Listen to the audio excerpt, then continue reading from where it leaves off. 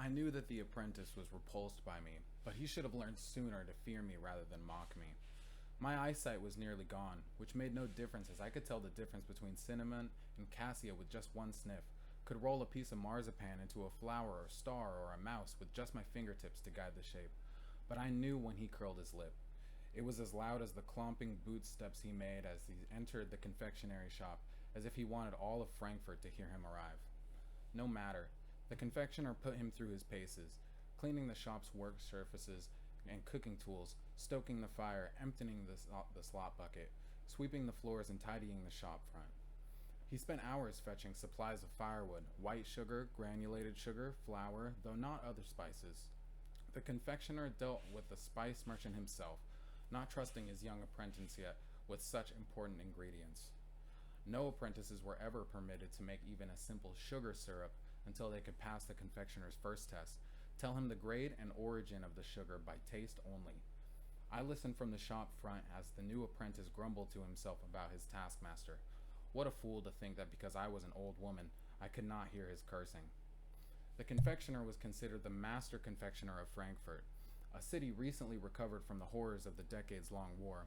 Men and their wars. 30 years could be a lifespan. How many lives cut short by the fighting, the famines that followed when all the land was burnt, razed, trees cut down for armies to march, camp and clash with their enemies. The master had held on to his confectionery shop throughout it all, as he was the preferred confectioner for the emperor. To find apprentices now, when so many young men had been sacrificed for the state of the nation, was not easy. The apprentice worked 6 days a week, from dusk till dawn. One Saturday evening, he asked the confectioner why I must work the shop front. Would I not scare the customers away with my hag-like visage? The confectioner reprimanded him, reminded him to treat me with the respect that my age and sex deserved, then told him to be sure to confess his sin of vainglory before the church the next day. I smiled to myself as I listened. I heard his eyes fixed on my face, repelled by me. He heeded the confectioner's warning when other people were around. The other confectionery was not a large place, a small front area with a cabinet to display candies and gingerbread, and a slightly larger kitchen area and storeroom behind. If we had happened to be the only two in the confectionery, then he might bump up against me as he walked, blaming it on the heavy sacks of flour that he carried. If he thought he could trick me, he was a bigger fool than ever. Only once did he catch me out, knocking my walking stick as he brought a tray of marzipan mice to the counter. I cried out before I could help myself. His snigger stuck my tongue and my ears. The housekeeper for one of the big houses and a maid came into the confectionery as I fell. They rushed to my aid when the apprentice faked his concern. The housekeeper, Frau Weifen, helped me back to my seat, asking if I would try a new warm drink that the medicine men agreed was beneficial for the body. She sent the maid to fetch me this drink of tea.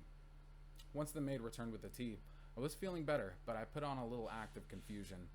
The confectioner had returned by then, and Frau Weifen asked him to keep an eye on me.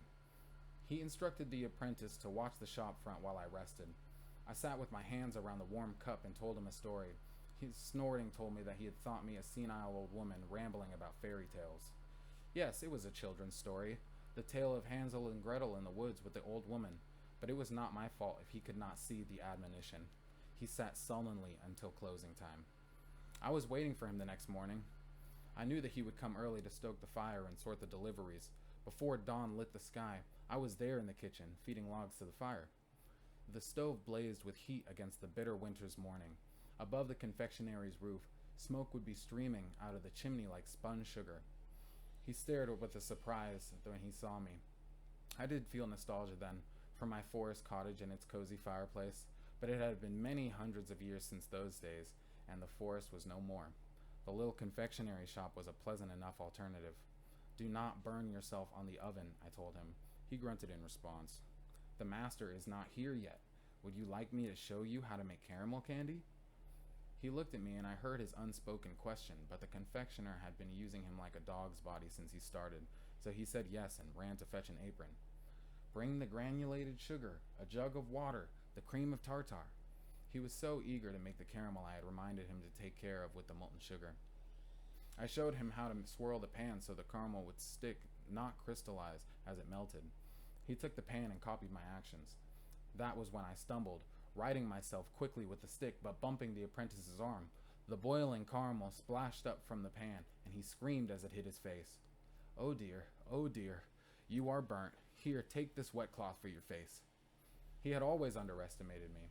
That boy, as he reeled against the bench top, I opened the oven door and bundled him in with my stick. His cries were muffled by the sound of the caramel bubbling on the stove top. I dipped my finger into the pan to taste it. Burnt. What a waste of good sugar. I tipped it into the slop bucket and waited for the fire to burn down. Once the bones were incinerated, we could grind them into a white powder to add to the sugar if white sugar happened to be in short supply. When the master arrived, I had just finished grinding the boy's bones. I tipped them into a jar and closed it. "The apprentice is not here. Shall I start the baking this morning? I can make some shortbread." The master nodded, and I set to work with sugar, flour, and butter. The feel of the dough under my hands made me cheerful. Should I cut the shortbread into squares or fingers? I laid the baskets onto the baking tray, like tombstones in a graveyard.